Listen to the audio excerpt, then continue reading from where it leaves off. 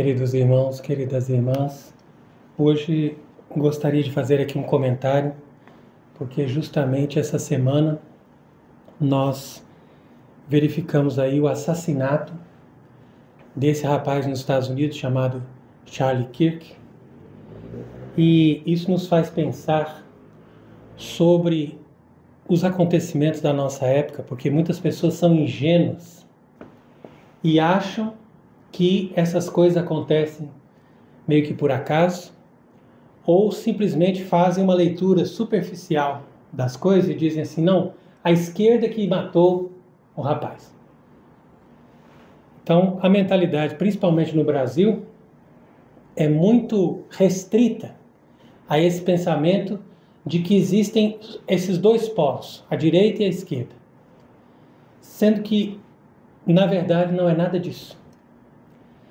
Então, quer dizer que, de fato, existe um problema grave aí em torno do comunismo e do pensamento de esquerda, mas a direita também está alinhada com a revolução.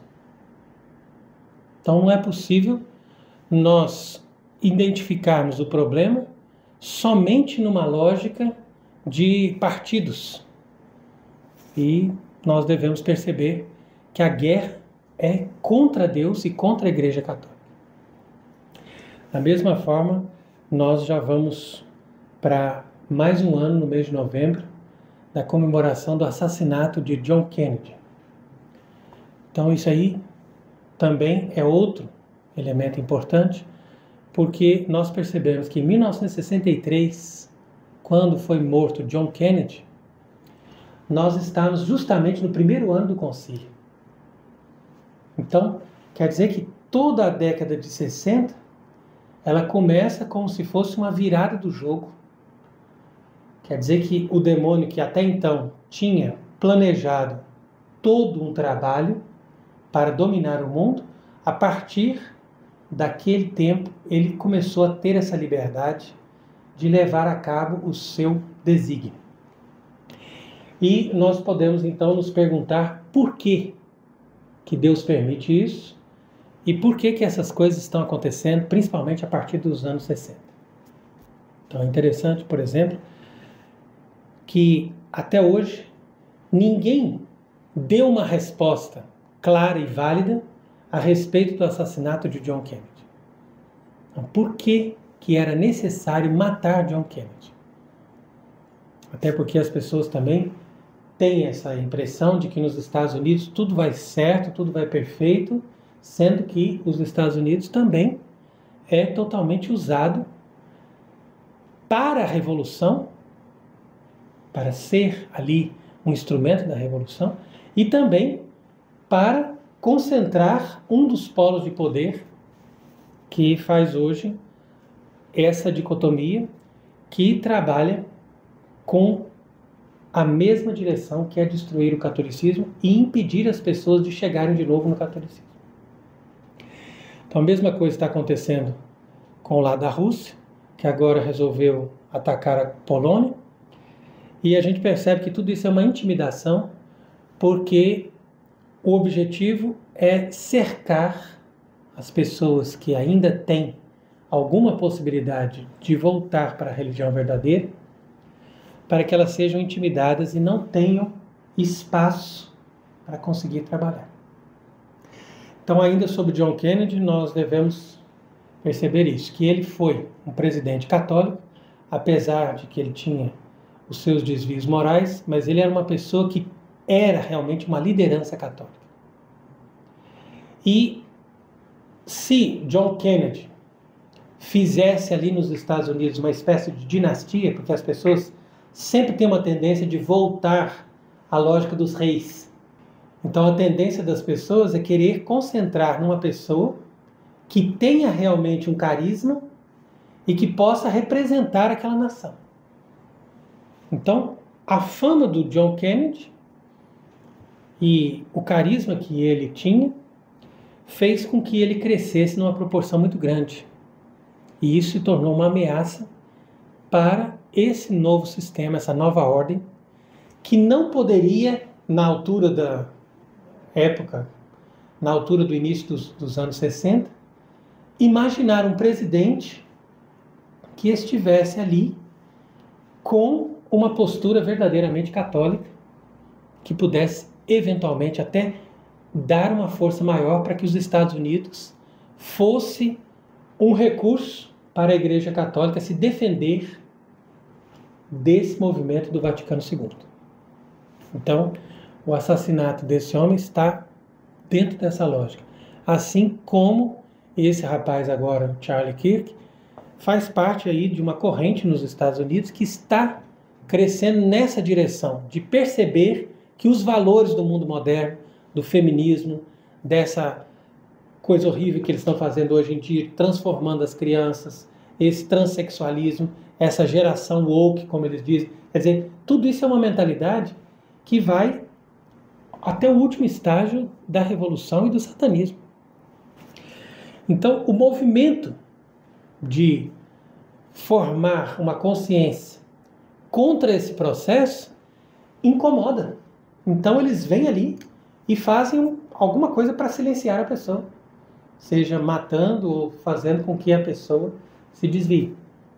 Então, esse rapaz mesmo era um exemplo de uma pessoa que estava acordando para todas essas questões. E isso também acontece no Brasil. Quer dizer que existem movimentos conservadores, tradicionalistas e tal, mas todos esses movimentos, normalmente, eles são neutralizados por aquilo que a gente sempre explica, que a gente chama de galicanismo. Então, como que eles neutralizam esses movimentos? Pelo galicanismo. E o que é o galicanismo? É essa ideia de que em Roma existe uma igreja que está com problemas, mas essa igreja tem um verdadeiro Papa.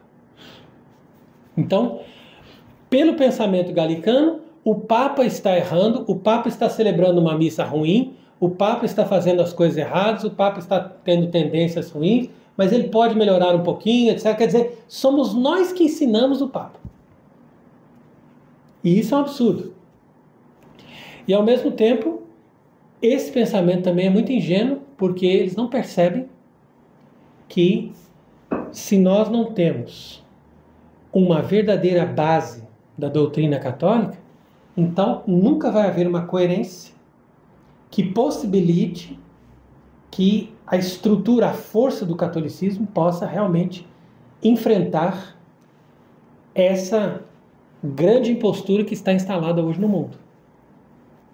Então o que a gente defende não é simplesmente uma questão de sede vacantismo, como as pessoas dizem aí, você diz que o Papa é ilegítimo, então você está afirmando que a sede está vacante e você está implicado com o Papa. Não é questão somente de implicar com tal pessoa, com aquele que exerceria um cargo de Papa, mas a nossa questão é mostrar que a Igreja Católica hoje, ou seja, essa estrutura que se apresenta como Igreja Católica hoje, não é a verdadeira Igreja Católica. E como não é a verdadeira Igreja Católica, obviamente que ela não vai eleger um verdadeiro Papa. Tem certas pessoas que perguntam, mas escuta, o Espírito Santo não elege um Papa? Então como é que o Espírito Santo pode ter errado e colocado ali uma pessoa que não é verdadeira? Então a gente explica, olha, o Espírito Santo elege papas verdadeiros. E para a igreja verdadeira. Agora, quando existe uma outra igreja elegendo o seu chefe, não é o Espírito Santo que está agindo, são outros valores, são outros interesses, até porque a pessoa que vai ali se apresentar como Papa não vai trabalhar para o catolicismo, mas vai trabalhar para quem o colocou ali e quem está pagando para manter essa estrutura ali. Aí que está o problema. E essa mesma igreja que está hoje a serviço dessa falsa religião e dessa nova ordem mundial, está também associada com esses mesmos organismos que mataram John Kennedy ou que estão agora matando pessoas como Charlie Kirk, quer dizer, impedindo que pessoas católicas, sinceras, possam trazer alguma influência e fazer com que as pessoas comecem a aglutinar os verdadeiros católicos em torno de uma ideia de que nós podemos ter sim uma verdadeira igreja com uma verdadeira liderança, portanto um verdadeiro Papa.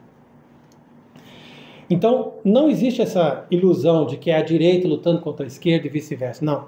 O mundo hoje é todo coligado, toda a estrutura está formada ali para terminar a obra, que é justamente essa, de destruir o catolicismo. Para isso eles fizeram as guerras, para isso eles fizeram as revoluções, para isso eles investiram muito dinheiro e continuam trabalhando para impedir que exista um mínimo de possibilidade de alguma nação ou de alguns elementos ali se levantarem com a verdadeira consciência daquela Igreja Católica de sempre. Então, por isso que nós lamentamos também essas pessoas que às vezes têm uma certa visão, mas não chegam à visão clara de tudo. E aí eles pensam que estão ajudando, mas eles ficam no meio do caminho, acabam colaborando para o sistema. Então, essa é uma introdução para nós percebermos o que está acontecendo e, ao mesmo tempo, fazermos aqui um comentário desta revelação de Ana Catarina Emmerich, que é extremamente importante porque essa é uma revelação do ano de 1820 e traz aqui uma narração exata do que já aconteceu, do que está acontecendo e, portanto, também do que ainda vai acontecer ou que falta acontecer. Quando ela diz: vi uma igreja estranha, sendo construída contra todas as regras. Não havia anjos supervisionando a obra. Naquela igreja, nada vinha do alto. Então já começa por aí. Quer dizer que é uma narração mística, mas que vai mostrar exatamente como que se instalou a Igreja do Vaticano II. Ela é estranha porque o catolicismo nunca conheceu isso. Ao mesmo tempo, ela vai contra todas as regras, porque tudo aquilo que a Igreja fez durante centenas de anos, ela chegou ali de uma hora para outra e disse: não, isso aqui não vale mais, não, isso aqui joga fora, não, isso aqui pode queimar, não, isso aqui esquece. Então aí está a descrição. Depois diz: não havia anjos supervisionando a obra. Então é interessante isso, porque os anjos estão sempre atuando junto com os homens para poder construir não só as coisas que a igreja faz, mas também a própria civilização, a própria sociedade cristã. Tudo isso é feito com o auxílio dos anjos. Então não pense que a Igreja Católica fez todas essas catedrais ou que a civilização cristã fez tantas coisas impressionantes simplesmente pela inteligência ou pela organização social que eles tinham na época. Não. Tudo isso em sintonia com os anjos. Toda essa harmonia, toda essa perfeição. Porque isso era um resultado da vida mística, da vida espiritual, da vida sobrenatural. Não quer dizer que a Igreja Católica, tudo vem do alto. É Deus que vai ensinando, são os anjos que vão trazendo, né, como nós vemos na escada de Jacó. Enquanto que na Igreja moderna do Vaticano II, tudo vem de baixo. Tudo é de baixo para cima. É uma coisa revolucionária. Por isso que chama de sinodal, porque vem de baixo para cima. E é daí que você vai ver também que eles não resolvem nada com a oração ou com a busca dos antigos, da tradição. Não, eles resolvem tudo em reuniões. Não, vamos colocar em reunião, qual que é a pauta da reunião, vamos decidir aqui. Percebe? Uma coisa humana. Uma igreja humana.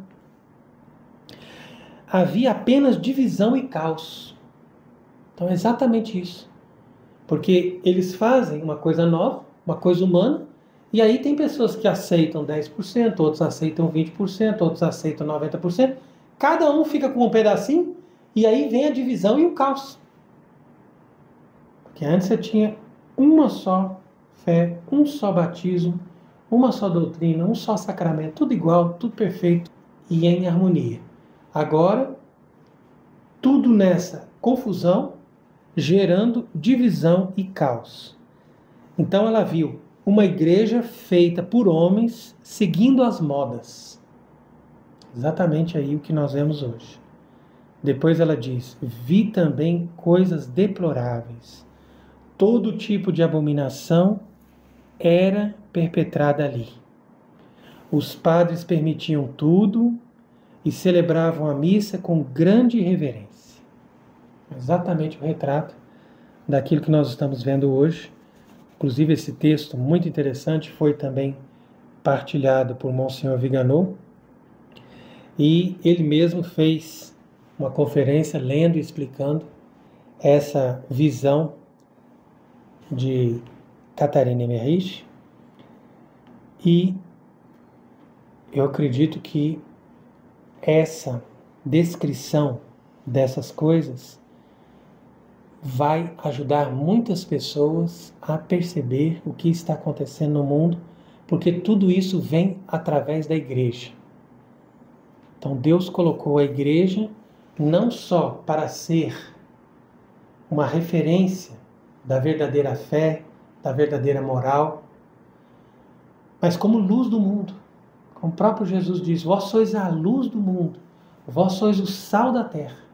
Se o sal se tornar insosso, ele não serve mais para nada, só para ser jogado no chão e ser pisado pelos homens. Mas é isso que aconteceu. Por quê? Porque o sal, quando fala que é o sal da terra, é aquele elemento de manutenção das coisas. Então você passa o sal e você impede a corrupção. Agora, se aquele sal não presta mais, a pessoa joga fora e aquilo vai ser pisado pelos homens. E foi exatamente o que aconteceu com o catolicismo. Então era a religião santa que agora foi jogada fora e as pessoas estão pisando nas coisas santas. E por isso ela diz ainda: vi que poucos sacerdotes eram piedosos e poucos tinham uma visão correta das coisas. Todas essas coisas causaram-me grande tristeza. Então vi que o protestantismo estava gradualmente ganhando predominância e a religião católica estava caindo em completa decadência. Então isso em 1820, ela percebeu claramente o que está acontecendo hoje. E esse é o tempo dessa visão, o tempo dessa grande tribulação que nós estamos passando. A maioria dos padres foi atraída pelas doutrinas sedutoras, porém falsas, de novos mestres. E todos eles contribuíram para a obra de destruição. Então, esses novos mestres são essas pessoas que ensinaram essas novas doutrinas, que fizeram essas grandes revoluções dentro da igreja. E isso foi o que aconteceu no começo do século XX, quando esses novos mestres começaram a ensinar essas doutrinas, que São Pio X condenou sob o nome de modernismo, mas, infelizmente, um adepto desse modernismo, que já era, inclusive, uma pessoa que foi colocado para fora do ensino em Roma, então ele foi se dedicar ao trabalho diplomático, justamente para ficar mais escondido, e foi subindo, por causa justamente da infiltração maçônica dentro da igreja, e foi subindo de cargo até se tornar cardeal. E justamente esse homem, que era cardeal patriarca de Veneza, foi num conclave fraudulento, porque é ali que está ali o problema mesmo grave, que é, segundo a bula de Paulo IV, completamente ilegítimo. Então foi ali que aconteceu a eleição de João XXIII em 1958. Então isso aí que estava previsto pela permissão de Deus, foi o primeiro conclave que aconteceu, que elegeu um homem inimigo da religião. Então isso daí é algo muito grave. Claro que já houve muitos outros conclaves na história que também foram inválidos e que elegeram falsos papas, né, que nós chamamos de antipapas. Mas o conclave de João XXIII, particularmente, foi o conclave por excelência para dar entrada ao tempo da tribulação e para a preparação do anticristo. Então isso tudo foi permitido por Deus, conforme a visão que Leão XIII, verdadeiro Papa, teve em 1884. Então quer dizer que naquela época o demônio estava discutindo com Cristo e Cristo deu essa permissão, não só para o demônio infiltrar-se na igreja, mas também para o demônio conseguir colocar falsos papas para criar essa nova igreja estranha da visão aqui de 1820. Então, por isso que diz que são doutrinas sedutoras, porém falsas. E é isso que prega hoje Leão XIV, que é um discípulo de João 23, que é um discípulo de Francisco, que é um discípulo de todos esses que seguiram o Vaticano II. Então você pode perceber que o discurso dele é sempre assim, não, a paz é o que importa, só a paz está bom, nós podemos nos abraçar e tendo a paz já está maravilhoso. Ele não fala de doutrina, ele não repreende, ele não corrige, ele não prega. Ele só fala coisas bonitas e diz, o que importa para nós é a paz. Inclusive você pode ver a mensagem que ele deu agora para um congresso interreligioso, quer dizer, estavam ali membros de todas as religiões, e ele veio ali dizer, não, simplesmente vocês estão muito bem, recebam meu abraço, meu afeto, o que importa é que nós trabalhemos juntos pela paz. Mas espera, isso é gravíssimo. Isso é exatamente continuar a apostasia de Francisco, Bento XVI, João Paulo II, Paulo VI e do pior de todos, que é o pai deles, que é João 23.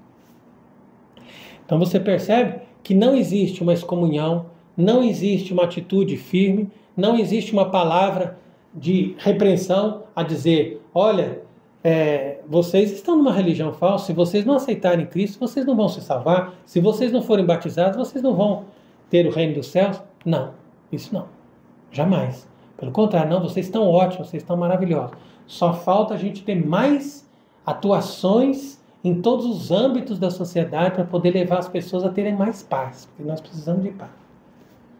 Quer dizer, coisa totalmente nula. Sendo que nosso Senhor Jesus Cristo diz claramente, julgais que eu vim trazer a paz? Não, vim trazer a espada.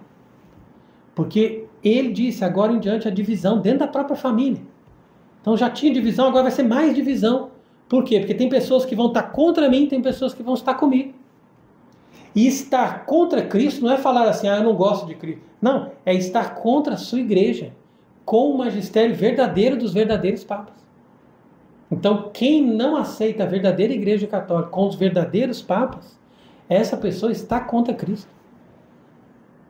Então, aqui que vem a verdadeira mensagem do Evangelho. É uma mensagem difícil, uma mensagem que nem todos aceitam. Então, nós não podemos pregar a fraternidade universal, porque tem pessoas que não querem Deus e não querem aceitar a doutrina revelada por Deus. Então, por isso que diz aqui essa visão, naqueles dias a fé cairá muito e será preservada apenas em alguns lugares, em algumas casas e em algumas famílias que Deus protegerá de desastres e guerras. Então é exatamente isso que está acontecendo hoje. E aí diz ainda, eles estavam construindo uma igreja grande, estranha e extravagante.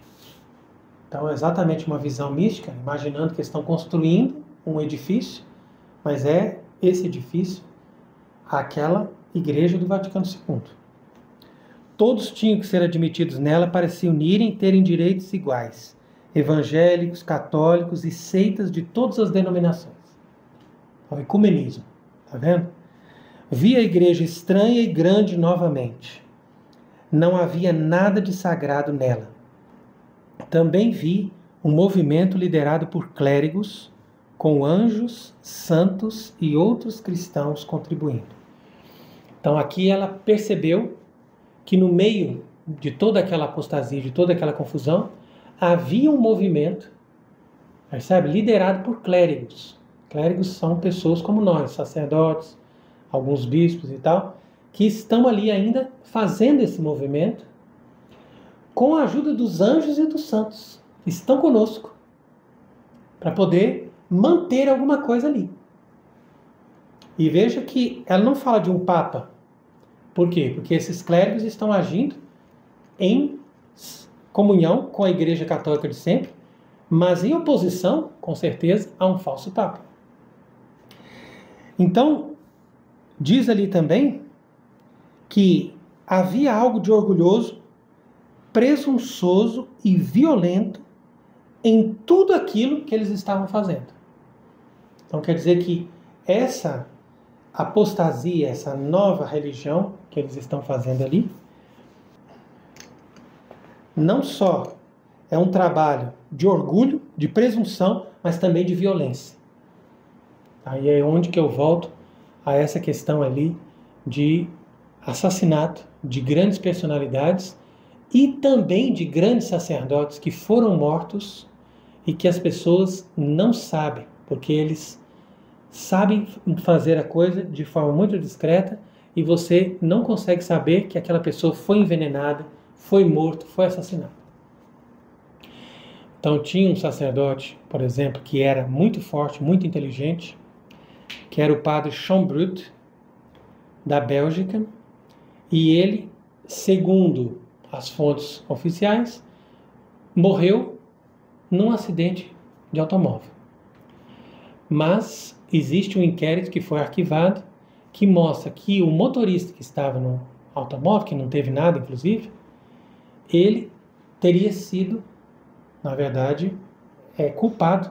Na verdade, ele fez ali proposital para que aquele homem morresse. Então quer dizer que esse padre, que era uma grande liderança dos católicos, na época ali entre João XXIII e Paulo VI, para levantar a questão, colocar ali claramente o problema, mostrando a necessidade da Igreja fazer uma oposição ao Vaticano II e reunir os bispos bons que ainda restavam para poder manter o catolicismo, manter um verdadeiro papa, aquele padre simplesmente assassinado, como muitos outros.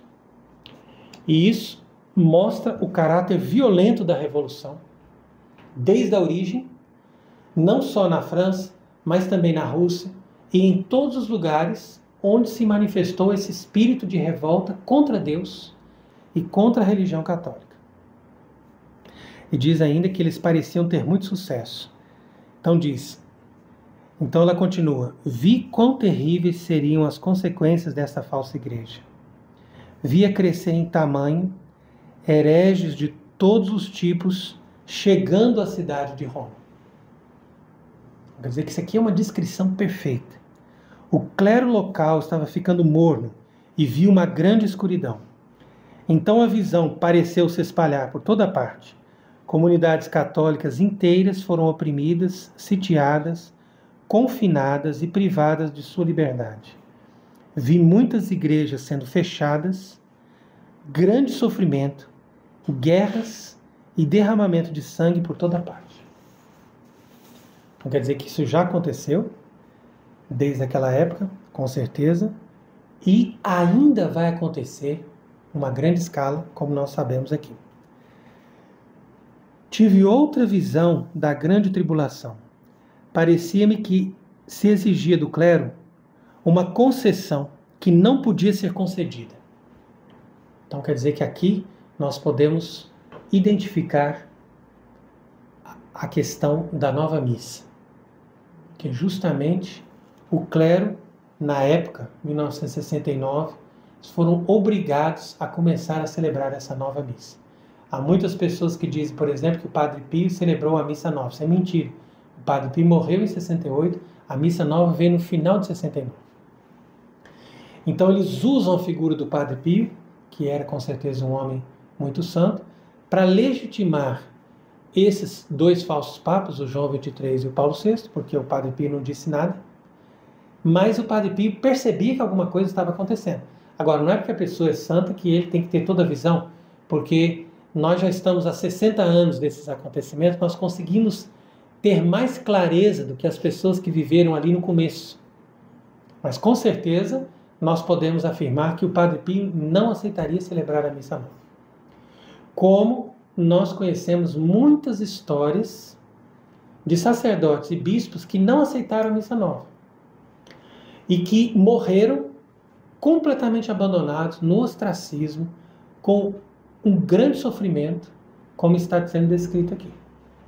Inclusive, Dom José Maurício da Rocha, que era bispo de Bragança Paulista, não só se recusou a celebrar a missa nova, como impediu que em todas as paróquias da sua diocese fosse colocada a mesa no lugar do altar do sacrifício.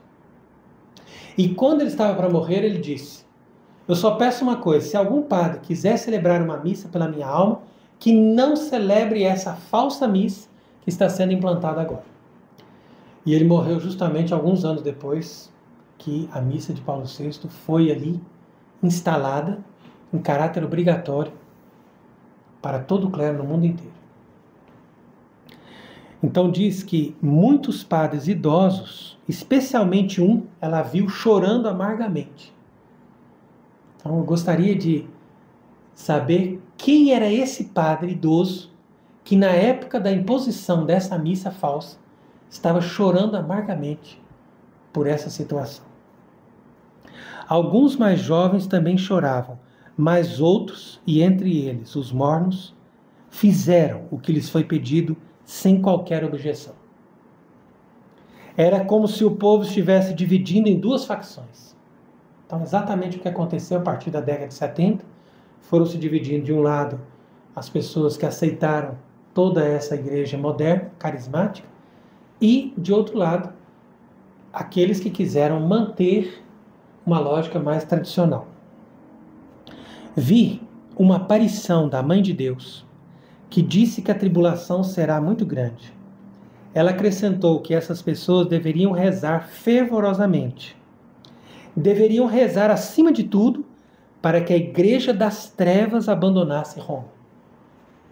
Então achei muito importante essa frase, talvez a frase mais importante, porque as pessoas hoje em dia que são completamente desajustadas, que não é possível que a pessoa pode ter tanta ingenuidade, elas dizem, não, nós temos que rezar para o Papa se converter. Como se um Papa pudesse ou necessitasse se converter. É uma coisa absurda. Né? Ao contrário, nós temos que rezar para que a Igreja das Trevas, que está ali instalada no Vaticano, abandone Roma. E para que a partir dali nós tenhamos um verdadeiro Papa e que a Igreja volte a ter a sua luz. Porque o eclipse da Igreja é exatamente isso, como diz em La Salette. Uma igreja de trevas entrou na frente da igreja da luz. E falsos papas ocuparam o trono de São Pedro ali, pelo menos de forma externa, visível, para que as pessoas pensassem que eles são verdadeiras autoridades e confiassem no seu falso ensinamento. Então, isso é muito importante. Por isso ela diz também, vi a igreja de São Pedro, que estava toda destruída, exceto o presbitério e o altar-mor. Então isso eu acredito que é também algo que vai acontecer mais para frente. Que essa Basílica de São Pedro em Roma será destruída. E vai sobrar uma pequena partezinha ali, da parte do presbitério e do altar-mor, onde nós poderemos ver ainda um verdadeiro Papa celebrar uma missa. Então isso aí vai acontecer mais para o futuro. E diz ainda, olha, vejo outros mártires, ela mesma diz, não agora, mas no futuro. Então quer dizer que 1820 já seria o caso de nós estarmos nessa época, que já passou-se mais de 200 anos. Mas pode ser mais para o futuro ainda. De qualquer forma, desde essa época para cá, de fato nós tivemos muitíssimos mártires. E continua, vi as seitas secretas minando impiedosamente a grande igreja. Então a grande igreja, quer dizer, a igreja verdadeira de Cristo, sendo minada pelas seitas secretas. Quais são? Principalmente a maçonaria, mas também as outras seitas secretas que atuam em todos os setores da sociedade e também dentro da própria igreja. E ela diz, e isso é impressionante, vi uma besta horrível emergindo do mar. Então nós vemos ali, como nós já comentamos outras vezes, no Apocalipse 13, que esta besta horrível que emerge do mar é justamente esse novo poder temporal que se instalou no mundo, que eu acabei de explicar, não se divide em direita e esquerda, mas é todo um organismo que está unido, é como um corpo místico que está totalmente unido, com o objetivo de destruir tudo aquilo que resta da sociedade cristã. Mas nós também devemos lembrar, coisa que não está citando aqui na profecia, mas nós lemos aqui no Apocalipse 13 a respeito dessa besta que sobe da terra. Então por isso que tem as duas, a besta que sobe do mar, que é o poder temporal dominado pelas seitas secretas, que é esse fortíssimo poder que domina hoje o mundo, essa elite mundial, e do outro lado, a besta que sobe da terra, porque a terra sempre representa a solidez das coisas divinas, enquanto que a besta que sobe do mar, o mar representa o mundo, as coisas provisórias. Então, dentro do Evangelho sempre existe essa lógica, o mar representando o mundo e a terra, a praia, representando a solidez das coisas que estão baseadas na verdade, estão baseadas na revelação divina. Então, essa besta que sobe da terra tem 2 chifres como cordeiro, exatamente como a mitra desses falsos papas, porque eles não usam a tiara pontifícia, mas eles usam a mitra. Então, aqui corresponde com o chifre de 2 cordeiros. E, ao mesmo tempo, fala como o dragão. Por que ele fala como o dragão? Porque ele pede somente a paz. E o dragão é exatamente isso. O dragão pede a paz para que as pessoas não cheguem a Deus e não cheguem na verdade. Enquanto que a palavra de Cristo pede a guerra, né? Ao invés de pedir a paz, pede a guerra. Por quê? Você tem que lutar contra o mal primeiro. Você tem que lutar contra o erro. Você tem que lutar contra o pecado. Depois da luta vem a paz. E o dragão não. O dragão, não, vamos para a paz, vamos para a paz. Aí o que acontece? Enquanto isso, vamos matando os que estão ali contra nós. É claro, se você prega a paz, todo mundo vai ficar em paz, mas enquanto isso a gente mata os que estão contra nós. Daí você veja que ela diz: em todo o mundo, pessoas boas e devotas, especialmente o clero, foram perseguidas, oprimidas e jogadas na prisão. Então, tudo isso aconteceu, segundo a visão de Ana Catarina Emmerich, e nós vemos que isso é verdade, que isso já está concluído, que tudo isso daqui já está bem claramente realizado no nosso tempo, mas coisas semelhantes ainda vão acontecer em estado mais grave, porque nós ainda temos um espaço de tempo aí final de uma grande perseguição para depois nós termos a restauração da Igreja de Cristo e também dessa hierarquia verdadeira do catolicismo. Então tem muitas pessoas que ainda acham que é possível você conviver com a mentira. Então, por isso eu exorto as pessoas a seguirem verdadeiramente a coerência da fé. Outro dia mesmo tinha uma pessoa me dizendo que ele não quer deixar de frequentar as missas dos galicanos, né, pessoas que são heréticos e cismáticos, porque ele diz assim, não, mas as minhas crianças têm necessidade de conviver com outras crianças, de ver aquele ambiente, de participar das missas e tal, então por isso eu fiz a opção de participar. E isso é a pior coisa que você pode fazer para uma criança. Por quê? Porque nada é pior para uma criança do que a mentira. Você está enganando. No futuro ela vai descobrir que você sabia a verdade, que você omitiu a verdade. Então não pode. A criança você tem que falar claramente, ó, a situação é essa. Nós não estamos frequentando por causa disso. Essas crianças que estão lá, infelizmente os pais deles não mostram para eles a verdade. Então, qualquer prejuízo, com certeza, a gente pode sofrer. Mas a gente não pode expor a criança à mentira e ao erro. Ao contrário, você tem que mostrar para a criança a verdade. Levar a criança para santificar o domingo. Nós não temos uma missa, então nós estamos santificando o domingo. Nós estamos em união com a igreja que está perseguida. E nós estamos aqui rezando para que a igreja das trevas saia de Roma. Para que acabe ali essa geração de falsos papas, para que nós tenhamos, com a graça de Deus, um papa verdadeiro. É isso que é necessário. Então tem pessoas também que nos criticam e dizem assim, não, mas se vocês dizem que não tem papa por tantos anos, como que vocês podem dar o sacramento se vocês não têm jurisdição? Então veja bem que esse argumento também é falso, porque Tertuliano, que é um padre da igreja que ensinou a doutrina bem no início dos tempos, como muitos outros também ensinaram, ele dizia claramente: o Senhor deu as chaves a Pedro e por meio de Pedro ele deu à igreja. Então quer dizer que São Pedro tem as chaves e cada papa sucessor de São Pedro tem as chaves. Mas um papa que morre, ele não entrega as chaves para um falso papa. Porque a pessoa, para ter as chaves, como Jesus entregou para São Pedro, ela tem que ter a fé católica. Porque São Pedro recebeu as chaves justamente por causa da sua confissão de fé. Então, quando não temos um papa verdadeiro, essas chaves ficam na mão da igreja. Especificamente nas mãos de quem?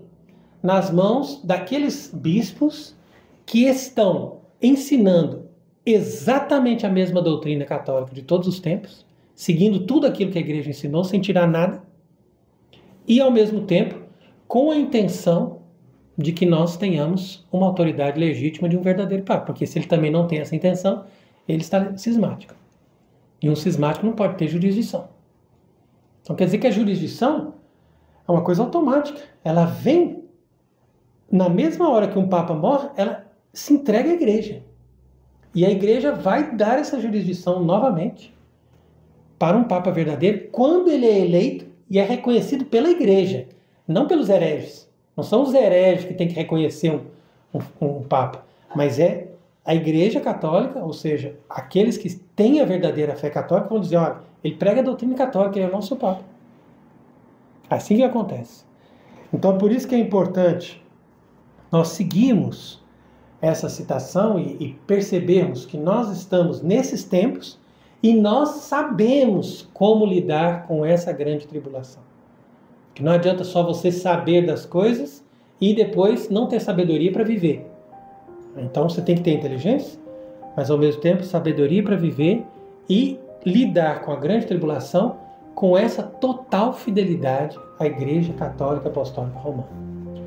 Então peçamos a Deus que nos ajude e que, pela intercessão da bem-aventurada Virgem Maria, que nas suas 7 dores acompanhou Jesus na sua morte da cruz, que ela possa também acompanhar o Calvário da Igreja, nos ajudando a permanecer na fé, na esperança e na caridade. Amém.